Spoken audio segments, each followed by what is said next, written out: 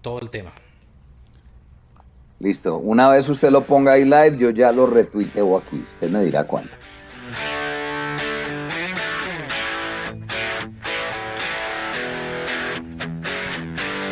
Hola, buenas noches. Bienvenidos a esta nueva edición de este podcast que hacemos en vivo y en directo a través de la plataforma de Spreaker y donde contamos diferentes temas de la historia de la música del rock. Mi nombre es Alberto Marchena, mi compañero en el día de hoy y de todos estos días desde que creamos este podcast desde la ciudad de Medellín, el señor Juan Kiss. Buenas noches.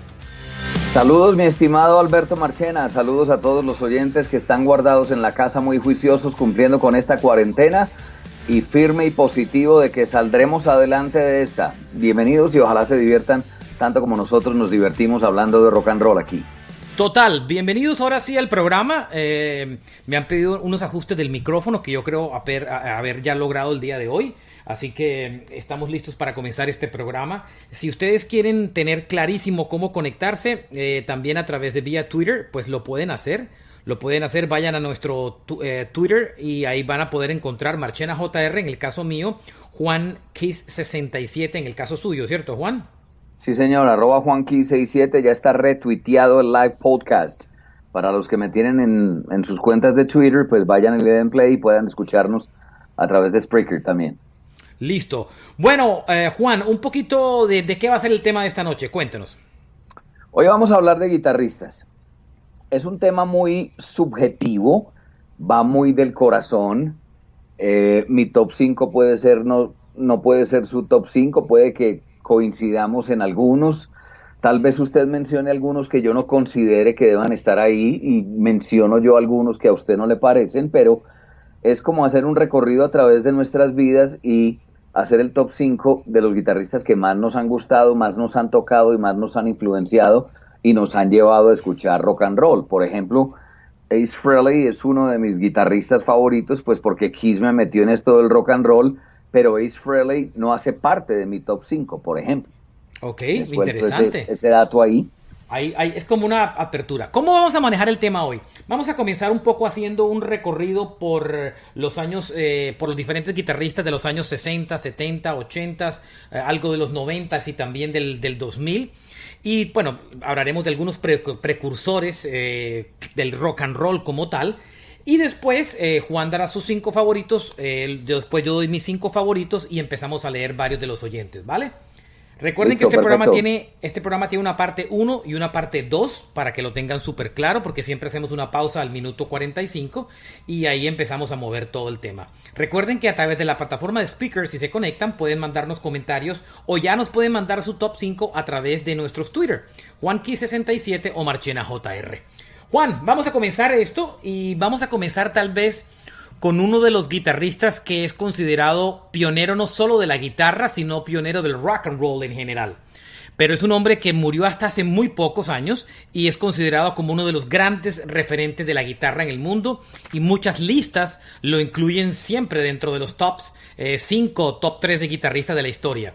Me refiero al señor Chuck Berry. Antes de los Van Halen, antes de los Steve Vai, antes de los Malmsteen y antes de los Jimmy Page, estuvo el maestro Chuck Berry. Todos, absolutamente todos, tienen licks y trucos de guitarra que primero utilizó el maestro Chuck Berry. Chuck Berry murió a los 90 y pico de años, hace muy pocos años, unos 2-3 años murió Chuck Berry. Juan, le quiero decir que uno de los grandes placeres que me dio esta vida, o que me ha dado esta vida, es poderlo haber visto tocar en vivo en el año 95 en la inauguración del Rock and Roll Hall of Fame en Cleveland. Él fue el encargado de abrir ese concierto. Me recuerdo perfectamente que salió con su traje blanco y tocó como 2 clásicos, incluyendo pues toda su música fabulosa. Inclusive cantó canciones a dúo con varios artistas. Fue increíble lo que hizo Chuck Berry. Fue el encargado de abrir ese show y tuve el placer de poder ver a Chuck Berry hace muchos años. Digamos que es el primer gran referente del rock and roll y, como usted dice, un hombre que influenció a todos los demás guitarristas. Y entramos a los años 60, que es una década llena de guitarristas espectaculares, ¿o no? Pero por supuesto, vale la pena hacer una mención especial ahí para uno que estuvo antes de Chuck Berry y que influenció a Chuck Berry, que se llama John Lee Hooker. Es Total. Que venía del importante blues, ¿no? aclarar, exactamente, es importante aclarar que el rock and roll viene del blues. El rock and roll nace en el blues y hay un dato que los ingleses no han podido soportar ni tragarse nunca, pero el rock and roll nació en América. El rock and roll nació en Estados Unidos. Los Totalmente. En Estados ingleses lo Unidos nació. hicieron muy grande, pero el nacimiento del rock and roll fue en Estados Unidos, en esos bares En de Memphis, negros Tennessee. escuchando blues. Exactamente, muy sureño, muy del Mississippi hacia atrás. Y esos guitarristas blueseros inspiraron todo ese rock and roll que afortunadamente nació y nos ha hecho tan felices. John Lee Hooker tiene mención especial y los 60 pues ni se diga, hay grandes guitarristas, ¿no? Arrancamos con uno de los grandes clásicos. Seguramente cuando hagamos esta lista, hay muchos que están enviándonos sus listas de top 5, lo tendrán ahí y es tal vez el referente más grande en la historia del rock and roll con su guitarra. Me refiero a Jimi Hendrix.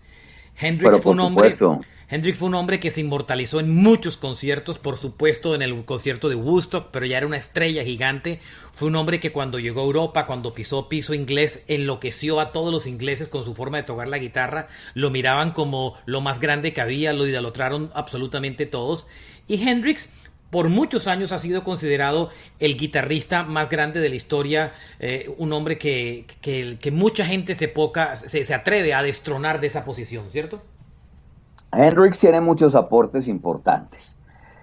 Hendrix, por ejemplo, fue tal vez de los primeros en entre power chord y power chord meter figuras o líneas de guitarra que nosotros ya me iba a meter yo en el mundo de los guitarristas, yo que soy un guitarrista frustrado, pero eso se llaman guitar licks que van en medio de los acordes, son figuras que se hacen en medio de los acordes y la línea musical que lleva una canción. Esto después lo elevaría a la enésima potencia Van Halen, pero Jimi Hendrix fue el primero en crear esas figuras que van en medio de los acordes de las canciones. Utilizaba el whammy bar, el trémolo a la perfección, y aparte de eso fue de los primeros en hacer tapping antes de Van Halen. También tenía un tono muy único que sacaba de sus Fender Stratocaster y era un guitarrista virtuoso y también muy hábil, Jimi Hendrix. Creo que todos tenemos como referente a Hendrix y yo creo que si ustedes no han descubierto la música de Hendrix, vale la pena que en estos días que estamos viviendo peculiares, extraños y por las cuales estamos haciendo este podcast, entre otras cosas, revisiten la música de Jimi Hendrix y oigan toda su música porque es espectacular. Pero sobre todo, mi recomendación, más que necesariamente oírlo, véanlo. Éntrase a YouTube y vean videos de Hendrix tocando, porque Hendrix es de esos guitarristas que uno disfruta no solamente oyéndolo, sino también viéndolo, porque yo creo que eso fue otra cosa que Hendrix le aportó a la guitarra, ese show, ese espectáculo en vivo en el Showmanship, escenario. Era rock and roll, era rock and roll, guitarra, su figura, todo. Exactamente, era apropiado de su papel. Hay alguien que escribió en Instagram y dice, yo no estoy de acuerdo, Hendrix se volvió grande por Woodstock. Woodstock lo hizo más famoso, pero Hendrix ya era grande. Ya era gigante. Ya era grande. Bueno, otro de los guitarristas que tuve la oportunidad de ver en concierto hace algunos años, por cierto, gracias a Dios que pude ir a ese show, me refiero al maestro Eric Clapton. Clapton es un guitarrista increíble. Sus comienzos en Inglaterra fueron de la mano de la banda Cream, junto a Jack Bruce en el bajo y pues uno de los grandes de la historia del rock and roll, Eric Clapton. Cuando Clapton comenzó, era un dios de la guitarra.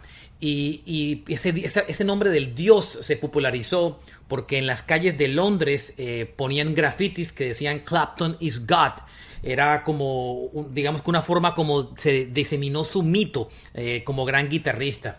Después tocó en solitario por muchísimos años, toda su carrera, sigue permanentemente activo, sigue haciendo conciertos, está en muy buena forma, es un hombre que ha dedicado álbumes de blues, ha hecho discos fantásticos en los 60, en los 70, en los 80, en los 90, se reinventó en la década de los 90, hizo un unplug maravilloso y todavía vive sacando música y tocando en vivo. Yo lo vi hace tal vez unos 10 años atrás, 8 años atrás, en el Hard Rock Live en en Fort Lauderdale, en Miami, y le quiero decir que está en plena forma. Es un tremendo guitarrista y lógicamente hace parte de la lista de muchos. Eric Clapton.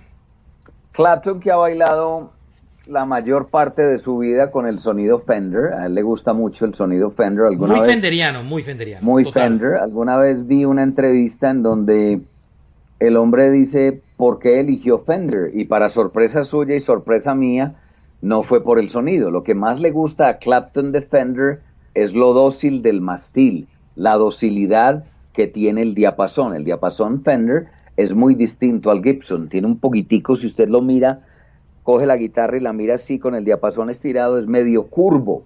Es mucho más dócil a la hora de tocar y sobre todo a la hora de hacer escalas.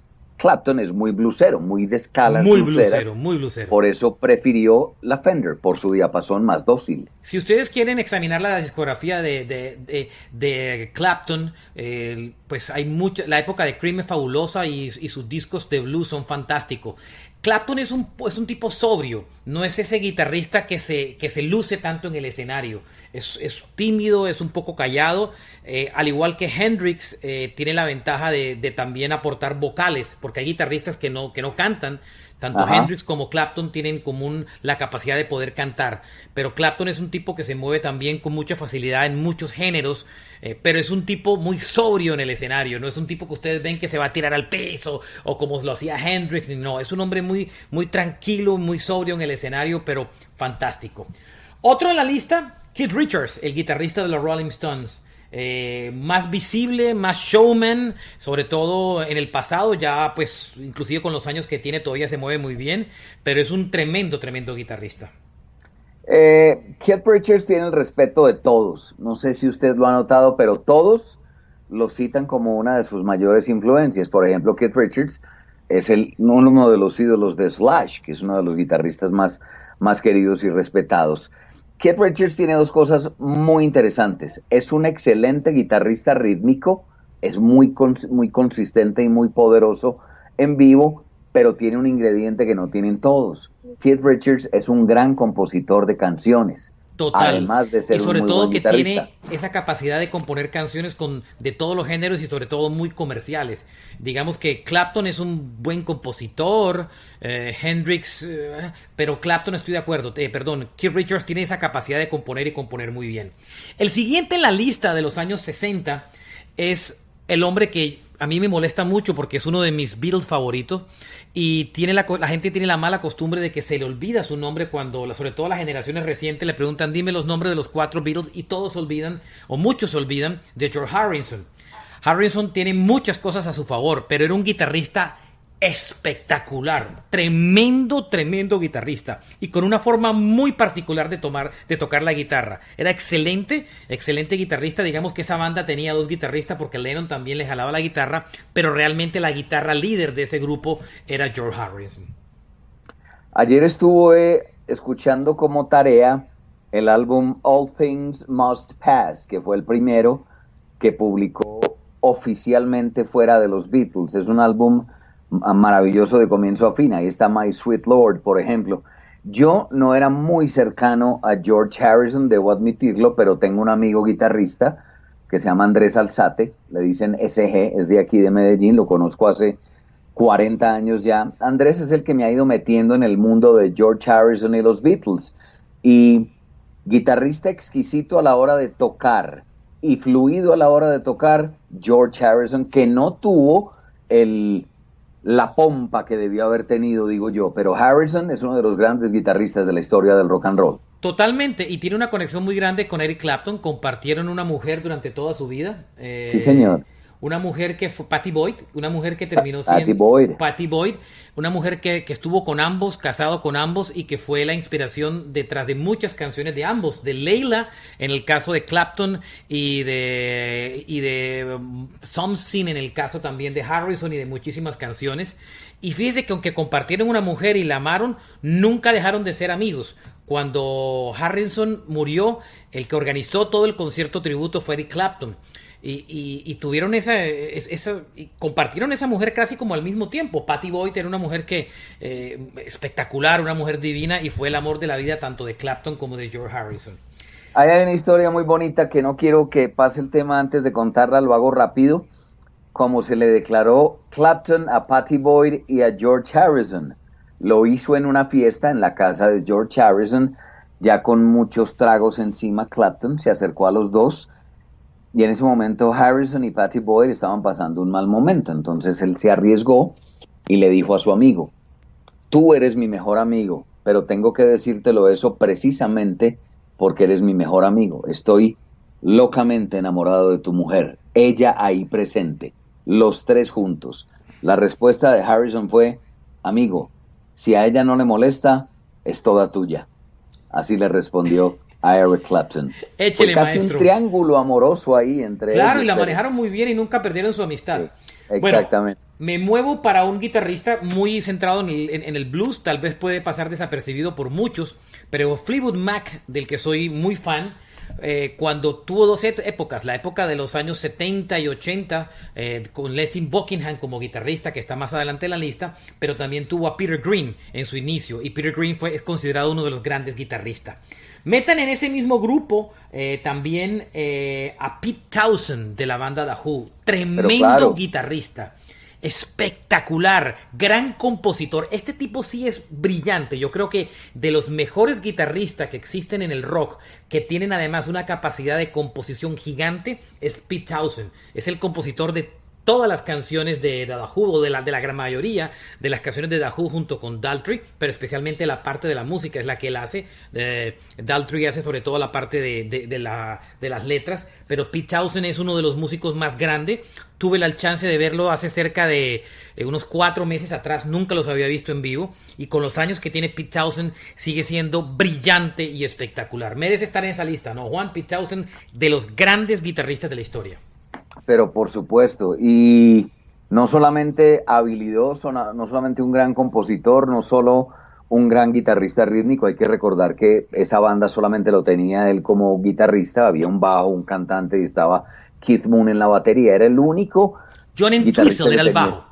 Claro, que le decían The Spider, porque The tenía Spider. una técnica brutal, uno de los más grandes bajistas, pero Townshend definitivamente es supremamente virtuoso, hábil, y con una técnica de bolear esa mano cuando iba a dar el acorde, Famosísimo. que se volvió muy famoso. Alguna vez, se me olvida el guitarrista que lo hace, pero alguna vez le preguntó: hey, yo tengo parte de tu técnica, eso de dar con la pajuela el acorde, ¿y de dónde sacaste eso? Le preguntó Pete Townshend. Yo una vez entré al camerino y lo estabas haciendo, y me dijo: estaba calentando mi brazo derecho, hombre, nada más.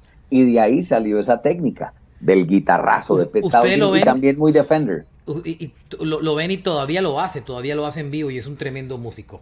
Bueno, cierro esa década de los años 60 con Jeff Beck.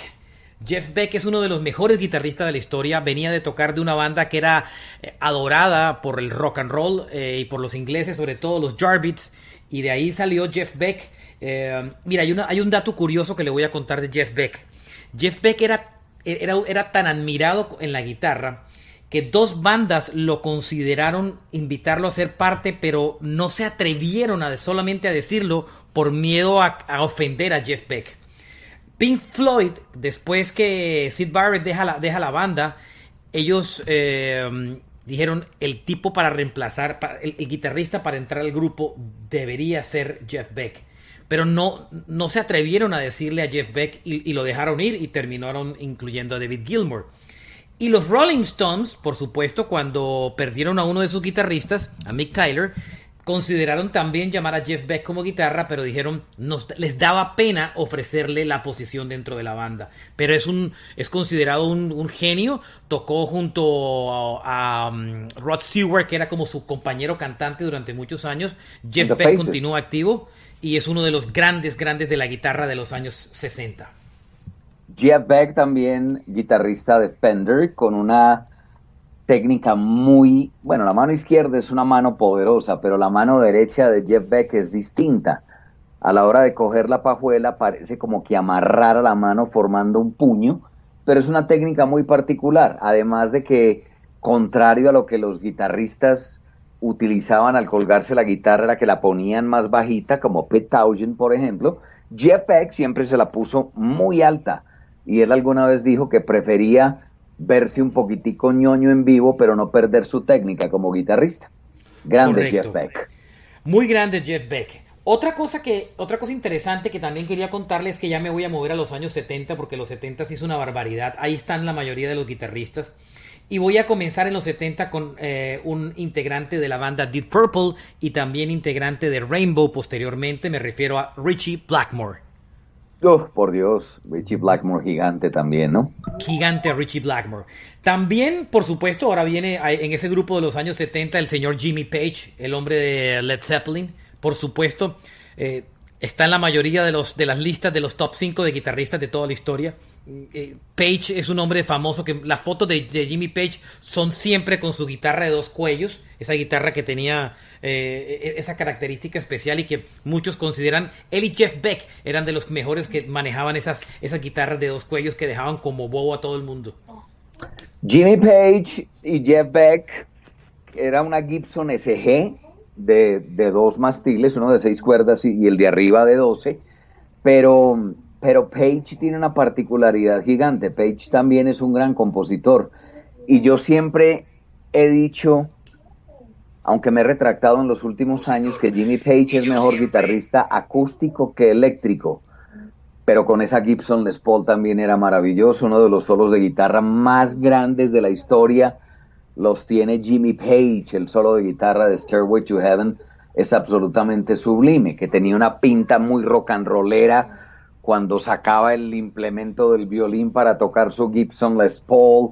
Era muy rock and roll. No sé si lo tienen los 70s, pero David Gilmour también tiene que estar. Es el que viene en mi lista, David Gilmour, gran guitarrista, impresionante. Claro. Y Gilmour tuvo una ventaja porque le aportó a Pink Floyd no solamente su capacidad de guitarrista, sino que también aportó sus vocales y su capacidad de composición.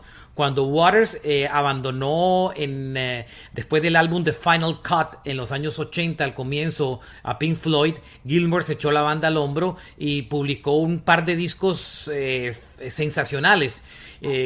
Uno más que otro, pero y mantuvo el legado de Pink Floyd en vivo durante mucho tiempo. Y aunque es un hombre callado, Gilmour es un excelente guitarrista. Estuvo en Cali en un concierto en el que no fue nadie, junto a Royal Daltrey. Qué triste, Ave María, por Dios. Se nos olvidó resaltar algo importante. Hablamos de muchos guitarristas Fender, pues llegamos al primero Gibson, Jimmy Page.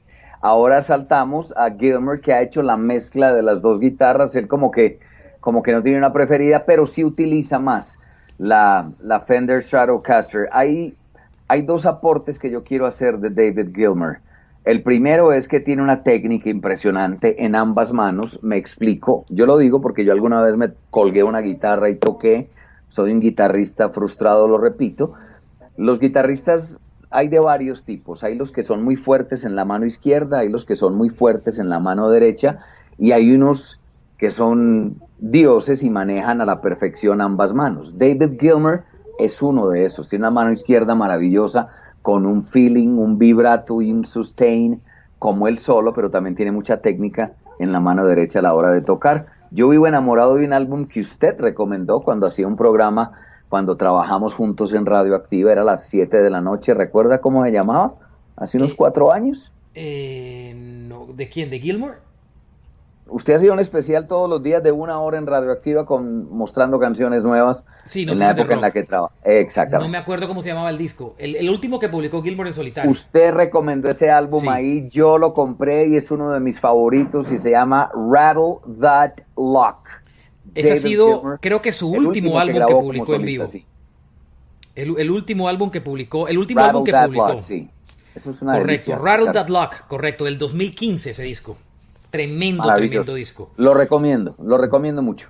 Vea, en la lista me encuentro un guitarrista que de pronto para algunos que no amen el rock clásico puede ser extraño, pero es uno de los legendarios. Robert Fripp, de la banda King Crimson. Tremendo guitarrista. Claro tremendo que sí, guitarrista. Claro que sí. E incluyen también ahí a un guitarrista que tuvo los Rolling Stones entre el 69 y el 74. Los Stones tienen siempre dos guitarristas, Keith Richards, y tienen una segunda guitarra. Y este hombre que le voy a contar ahora es la segunda guitarra de los Rolling Stones en esa época, pero era muy importante la banda. Mick Taylor considerado uno de los grandes, grandes guitarristas de la historia. O sea, los Stones tenían el privilegio de tener dos grandes guitarristas. Incluso muchos consideran que Mick Taylor era mejor guitarrista que el propio Keith Richards. Ahora, hay que aclarar algo muy importante. Son tal vez la banda de rock and roll más grande del planeta, pues siguen activos, por ejemplo, pero los Rolling Stones son una banda de blues. De blues, una banda bluesera totalmente. Y el corazón, el núcleo de las canciones de los Rolling Stones es el blues, incluidos los riffs de guitarra. Y ha tenido grandes guitarristas. Por ejemplo, Ron Wood es un muy buen guitarrista. Tremendo, venía también de Faces. Exactamente. Oiga, él fue compañero de Rod Stewart también. Correcto. Le doy una recomendación y óiganse una canción. Usted oiga una canción que se llama Midnight Cowboy de los Stones, donde toca a Mick Taylor. Esa canción fue grabada entre el 69 y el 74 en ese bloque donde él hizo parte de la banda y ustedes pueden ver el sonido blues de los Stones. Bueno, viene uno que es un clásico y sobre todo porque es padre del sonido del heavy metal, Tony Iommi de Black Sabbath. Se lo dejo porque yo sé que ese es uno de sus preferidos. Iommi, le voy a contar algo muy bonito. Perdió dos de sus falanges de la mano izquierda.